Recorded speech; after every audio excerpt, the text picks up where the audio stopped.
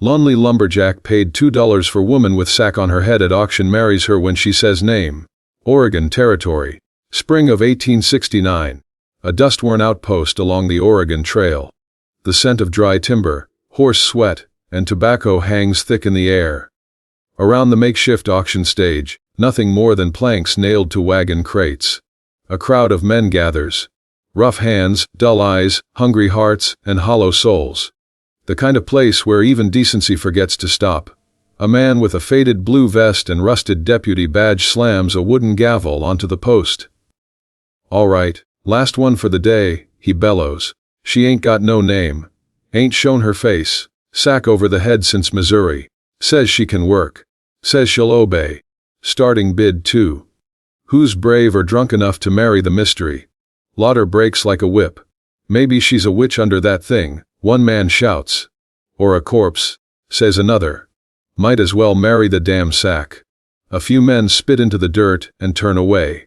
Others stay to watch, nudging each other, waiting for someone foolish enough to raise a hand.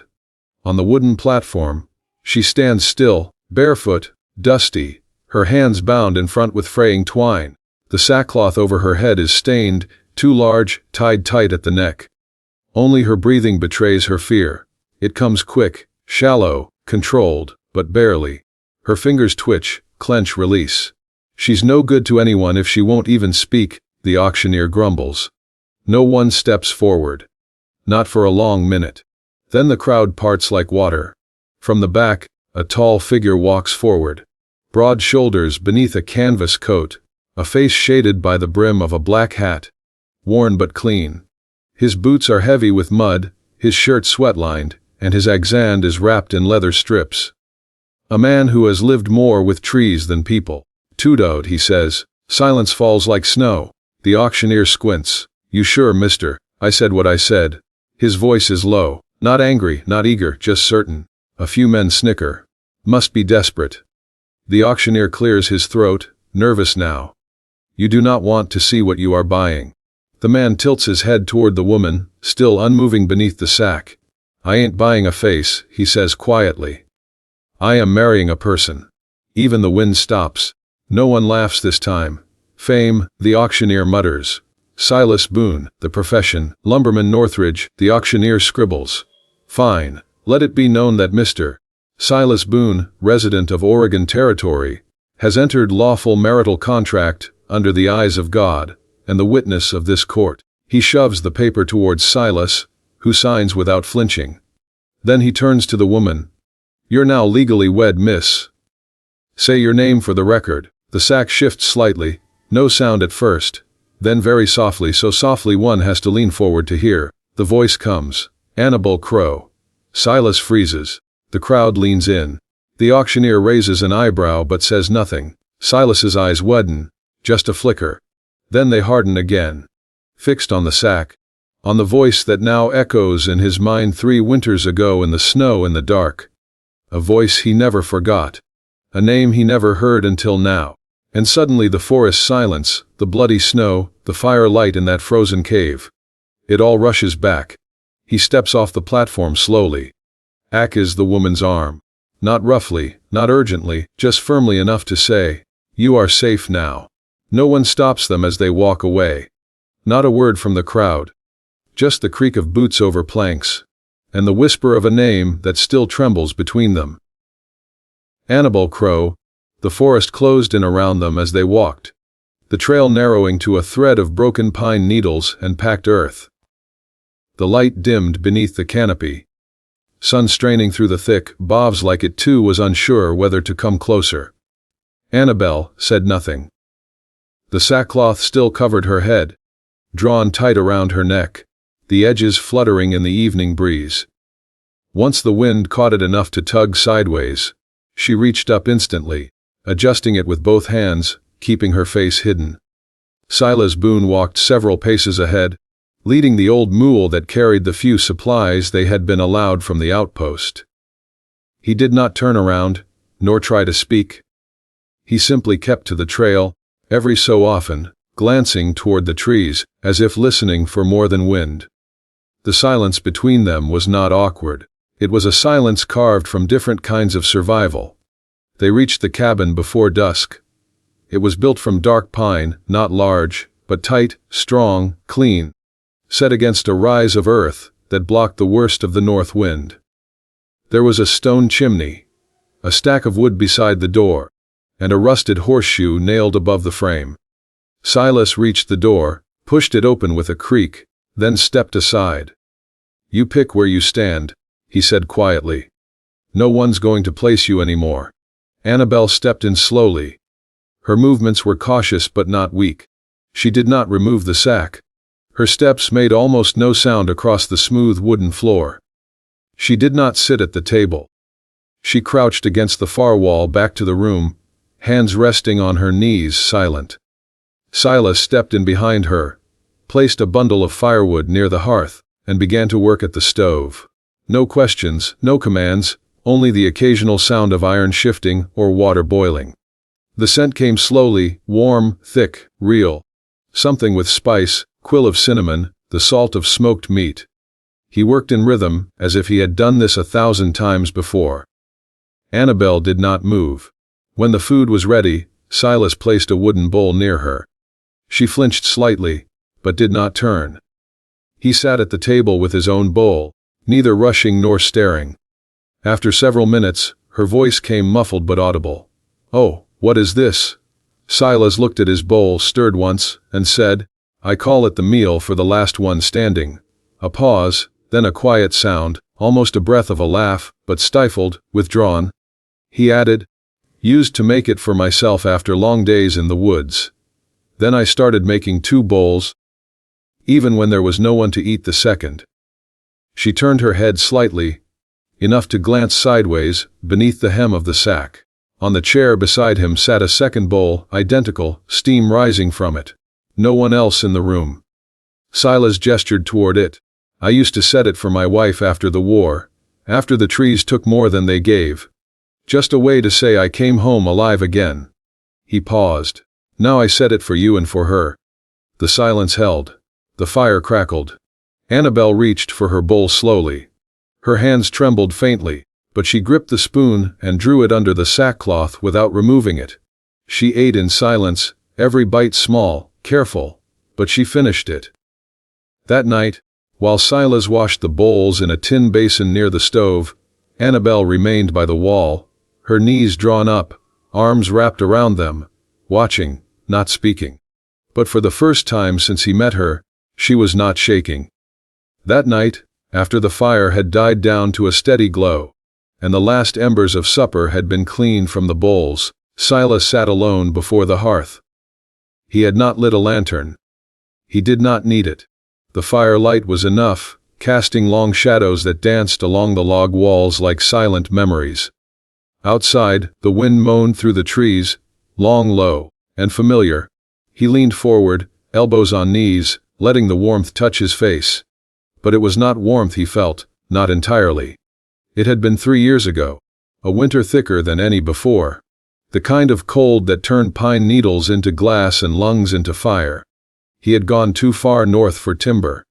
Greedy for wood. Stubborn with pride, he slipped on a slope, twisted his leg, and fell into a snowbank where no trail existed. By the time the snow covered his back, he had stopped fighting. But then, hands rough, calloused, a pull, dragging him. He remembered the pain, the jarring weight of his body moving against rock, then darkness.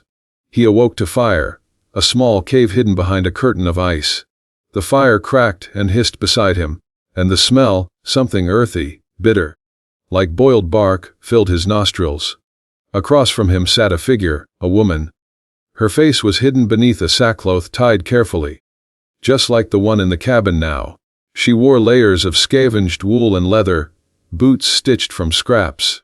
Her hands moved with precision as she poured a ladle of steaming liquid into a tin cup.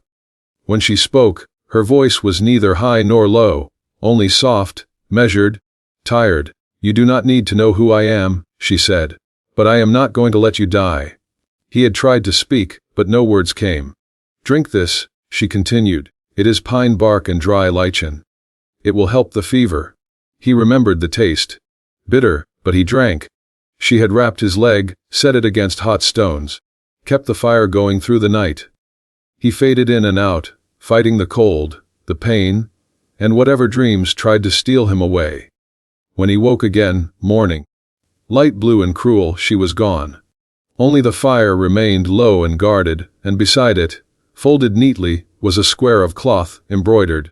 Purple flowers stitched in uneven thread no larger than a palm, a token, or perhaps a message. He kept it, still had it, folded inside his coat pocket, and now in the cabin behind him, a woman sat with the same voice, the same quiet hands, the same sackcloth over her face, and a name. Annabel Crow. He closed his eyes, leaning further into the fire. He did not need proof. He had felt it the moment she had spoken on that auction stage. Not the name, the sound.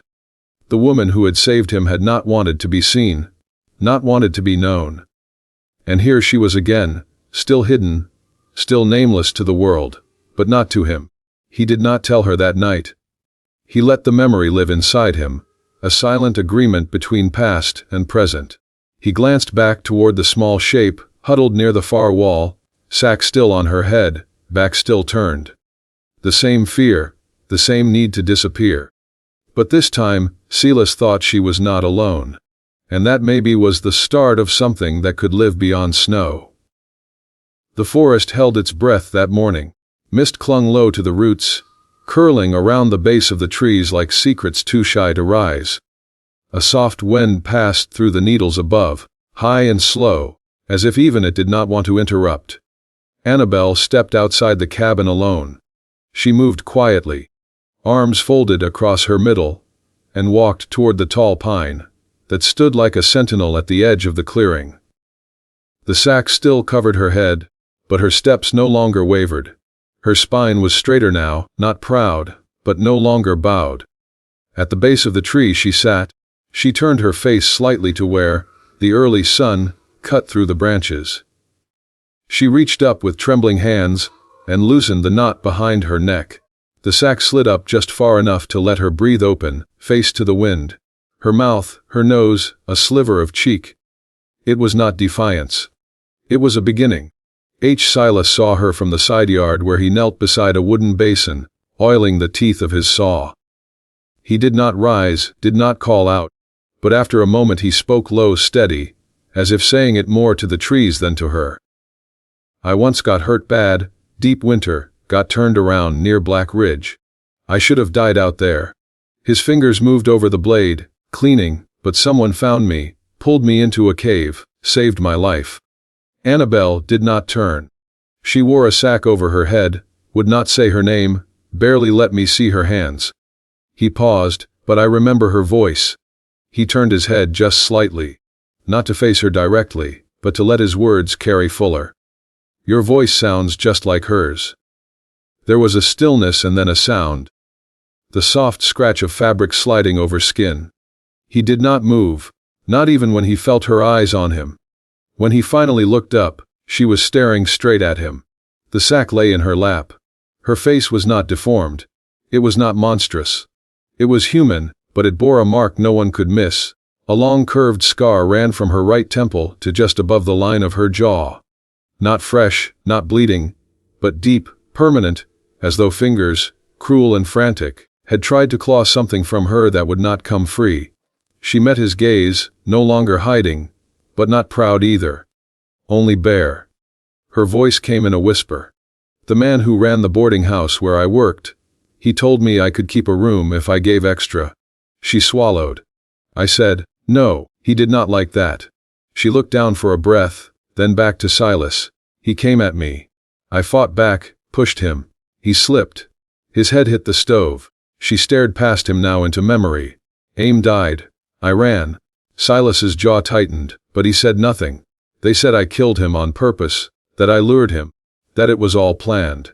Her voice wavered. There were no witnesses. No one believed me. She looked at her own hands. They called me a liar, a temptress, a killer. Silas stood, wiping his hands on a cloth. Annabel went on, her tone low and even. They sold me off to pay his debts, passed me along from one hand to another like cattle. They covered my face to make it easier, to make me nothing. She looked at the sack in her lap. I wore this so people would not look at me like I was poison. So they would not see the scar and decide what I was worth. Before I even spoke, she looked up at him again, eyes glassy but fierce. I did not ask to be saved. I did not ask to be bought, but I am tired of hiding. Silas did not step forward. He did not touch her, he only nodded. Thank you, he said, for telling me. His voice was steady, warm, real. You did not have to, but you did. She blinked hard, but no tears fell. Only breath. And in that breath, something shifted. For the first time since she arrived, she was not a shadow. She was a woman with a name, a story, and a face. And Silas had seen all three, and turned away from none. The sun crept slowly through the forest the next morning, its light, golden and tentative, spilling through the narrow window above the table. Dust motes spun lazily in the beam like tiny spirits, dancing between the wood grain walls, blessing the quiet. Inside the cabin, the air was still, not with fear, not anymore, but with the hush of understanding, like breath held in space after something fragile has been shared and carefully received. Annabelle had barely spoken since the day before. But she had not reached for the sack. She no longer pulled it over her head before sleeping, no longer kept it folded at the foot of her bed, like a shield waiting for battle. Her hair, untied and tangled from sleep, lay quietly against her shoulders as she rose from the cot. Her steps remained cautious, her posture guarded. But something in her presence had shifted. Something small, like the ground thawing beneath snow. She blinked at the light pouring through the window, and moved toward the table, expecting the usual. A tin of coffee, the wooden bowl she washed nightly, the leftover spoon. Instead, she stopped short. There was something new waiting for her. A small mirror. It stood upright, silver-framed, aged at the edges, but polished to clarity. It leaned against a smooth wedge of pine, angled perfectly to catch the light of the rising sun, so that it would illuminate, not expose. Beside it hung a scarf, sea-green silk, faded slightly in parts, but soft and carefully folded, like it had been treasured once. Maybe still was. There was no note, no gesture pointing toward it.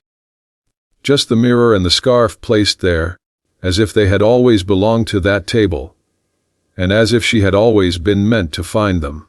Annabelle stared at the objects for a long time. She did not move. Not at first. The fire in the stove had gone low, and only the crackling of old pine and the occasional creak of the beams overhead filled the room. Outside the forest began to stir. The rustle of a jay bird in the branches, the slow drip of dew from the eaves. She approached the tables slowly, as if afraid the mirror might reflect something she could not bear. But when she reached it, she looked. What she saw was not new. She had felt her face 100 times since the day her world cracked open. She knew the ridges of the scar, the path it carved down her cheek like a brand that never asked permission. Her hand lifted. She touched the mark lightly, the way one might touch a name etched into stone. Familiar, inevitable. But this time under the sun through clean glass, she did not wooze. The scar was still there. It always would be, but so was the woman behind it. Her gaze lingered, then shifted to the scarf. She lifted it with both hands. It slipped through her fingers like river water. Cool, gentle, kind. There was care stitched into its every fiber. She brought it to her head, not to hide the scar, but to shape what others would see, to soften the outline, to take control of her own image, not out of shame, but of choice. The scarf settled into place like it belonged there. In the mirror, a new figure emerged. Not the hunted girl from the auction. Not the ghost from the snowstorm, but a woman, full, upright, still carrying what she had lived through, but no longer buried by it. Behind her came a sound. Soft boots on plankwood. She did not turn. She did not need to. Silas stood in the doorway, one shoulder leaning against the frame. He had entered without a word, as was his way. But the look on his face was not one of caution or surprise. It was quiet reverence. He tilted his chin toward the scarf. "That used to be my wife's," he said, voice steady. "She wore it whenever she needed to feel like herself again. Annabelle's fingers brushed the silk near her temple. "I thought maybe it would suit you too," he added. She turned slightly toward him, not flinching, not defending. He held her gaze, unwavering. Then with a voice as soft as moss and just as anchoring, he said, "Anyone who tries to make you ashamed of what you live through is blind." A beat passed, and the blind do not get to judge beauty. Her throat tightened. The tears came slow, but they came. Not sharp, not desperate, but warm, cleansing. She looked at herself again. Then gently she reached out and laid her palm flat against the mirror, meeting her reflection halfway. And for the first time in a very long time, Annabel Crow let herself be seen. The piece they had carved in the woods did not last unchallenged. It never did, not in these parts. Trouble came on horseback, riding alone beneath a sky bruised with stormlight. The man was lean, long-legged, his duster torn from trail wind and mean miles.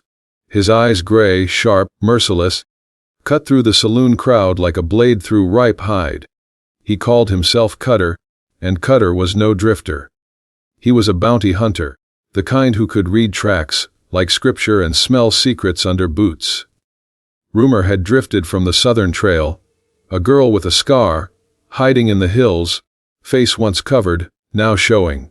Someone whispered she had blood on her hands and a lumberman for a shield.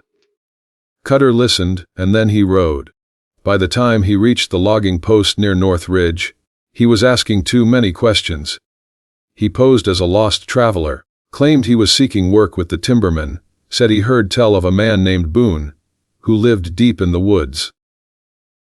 Silas met him by chance near the supply shed. One look and he knew, not by the words. Cutter was polite, measured, but the way he scanned the treen, the stillness in his stance, it was the stillness of a snake just before the strike. Later that evening, Silas returned to the cabin. His face was colder than the wind. "He is hunting you," he said simply. Annabel did not speak at first. She stood by the stove, stirring soup that had gone thin with memory. Her eyes were steady but far away. Then, without a word, she crossed the room, opened the wooden chest at the foot of the cot, and pulled out the old sackcloth, folded neatly, untouched since the morning she had shed it. She held it in her hands for a long time. "I will wear it again," she said quietly. "One more time." Silas looked at her. "You do not have to." Her eyes met his. "This time I choose it. Not for shame, for strategy." They laid the plan together that night. Annabel would ride east through the old fire road. Wearing the sack, Cutter would follow. He would not resist a girl alone, scarred and covered, a ghost reborn.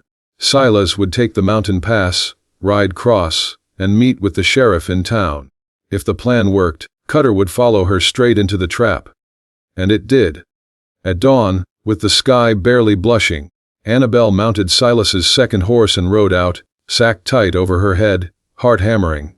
She did not tremble this time. She looked forward. By sundown, Cutter had taken the bait. He followed her deep into the eastern rocks, where Silas waited with the sheriff and 2 men from the Ridge Patrol. Cutter drew first, but not fast enough. He was disarmed, bound, and thrown over the back of his own horse, charged with unlawful pursuit, attempted assault, and intent to kill. Annabel watched it all from the hilltop, her form still hidden beneath the sack. Only once Carr was gone did she ride down. When she reached Silas, he stepped forward to help her down from the horse. She let him. Then, slowly, she reached up and untied the knot at the base of her neck. The sack slipped free. She folded it once, twice, then held it in both hands, staring at the fabric. Silas watched her, unsure of what she would do. She looked up at him, her expression quiet, but no longer afraid. "It saved me one last time," she said. "Not because it hid me, but because I used it." He nodded. "Then what will you do with it now?" She looked at the trees, at the fading trail, at the world she had once moved through like a shadow. She folded the sack one more time and tucked it beneath her arm. "I will keep it," she said softly. "Not as a cage, but as proof." Silas raised an eyebrow. "Proof of what?" She smiled. "That even what was once my prison can become my shield, if I choose it to be. And for the first time there was light in her voice. Not the light of laughter, but the light of a woman who had lived through the dark, and now could name it. It was mid-afternoon when the knock came. A slow, uncertain tapping, not the kind of knock that demanded, "Ha!" but the kind that asked permission. Silas opened the cabin door to find a woman standing on the porch. Her dress was worn, travel-stained, and her boots carried the red dust of long roads. Her skin was dark, her posture straight, her eyes cautious but kind. She held her hat in both hands. "Name's Mavis Green," she said. "I used to work at the Ridley House. Kitchen help. Cook mostly." Behind Silas, Annabelle stepped into the doorway. She froze when she saw the woman. Mavis took a step back, then stopped herself. "I heard you were up this way," she said quietly, "and I figured it was time I stopped being a coward." The wind rustled through the pines as silence stretched between them. "I saw what happened that night," Mavis said. "Saw him drag you into that back room. Heard you scream. Heard the crash. But I did not speak up. I needed the job. I needed to eat." Annabelle's fingers tightened against the door frame.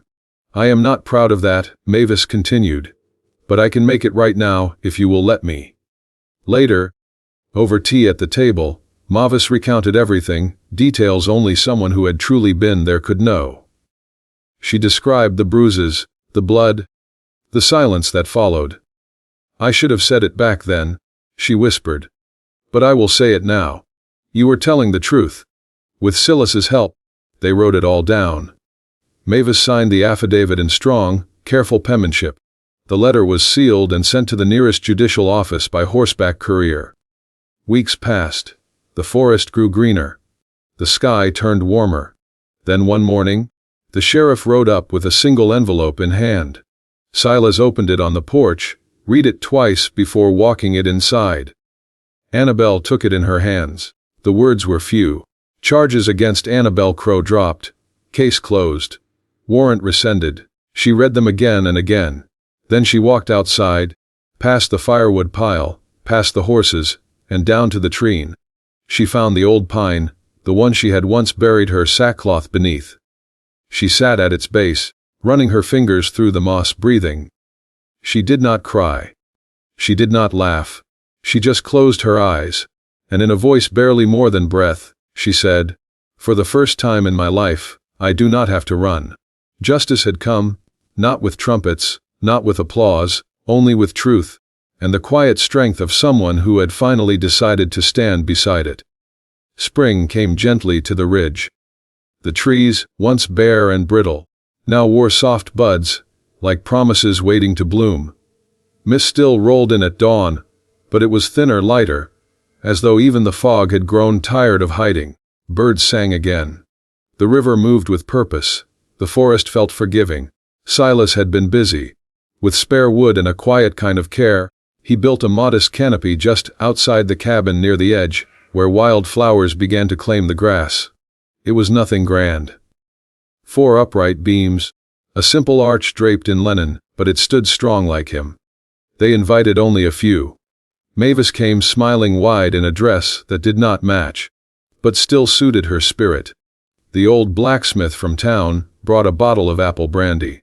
The shopkeeper's wife carried a basket of bread and a bouquet of mountain lavender.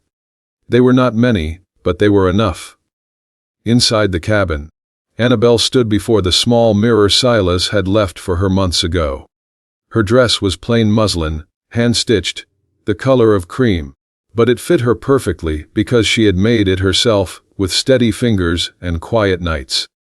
On her head she wore a veil.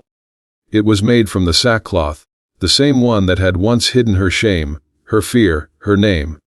But now it was something else. Silas had washed it, sun-dried it, and cut it with care. The edges were sewn with white thread, the kind used for mending old linen, and on the corners, embroidered in faint purple, were tiny wildflowers, almost identical to the ones stitched into the handkerchief she had once left behind in the snow. When she stepped out of the cabin, the forest fell still. Silas stood beneath the wooden arch, hands folded, heart full. He had trimmed his beard, polished his boots, and ironed the only shirt he owned without sap stains. But none of that mattered when he saw her. She moved slowly like the earth had finally given her permission to be seen.